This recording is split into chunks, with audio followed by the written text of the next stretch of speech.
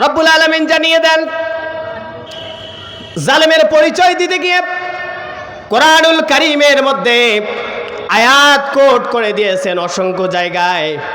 আমি জুলুম শব্দের আলোচনা কোট করতে গিয়ে, নোট করতে গিয়ে কোরআনুল কারীমের একটা দুইটা আয়াত নয়, প্রায় 315 জায়গায় জালেমদের কথা আল্লাহ পাক উল্লেখ করেছেন।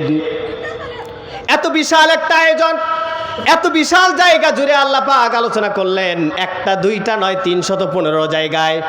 তার মধ্যে জালেমের সংজ্ঞা দিতে গিয়ে রব্বুল আলামিন 2 নম্বর সূরা বাকারার 229 নম্বর আয়াতের মধ্যে চমৎকার করে কোট করে দিলেন, ওয়ামাই ইয়াতাআদ্দা হুদুদাল্লাহি ফাউলাইকা হুমুজ জালিমুন।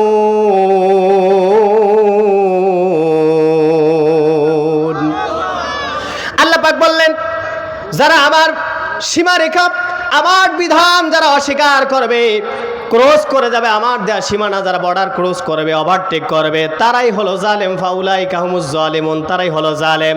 আর এক জায়গায় সংজ্ঞা দিতে গিয়ে, পরিচয় দিতে গিয়ে আল্লাহ পাক জানিয়ে দিলেন 5 নম্বর সূরা মায়েদার 45 নম্বর আয়াতের মধ্যে, ওয়ামাল্লাম ইয়াহকুম বিমা আনজালাল্লাহু ফাউলাইকা হুমুজ জালিমুন।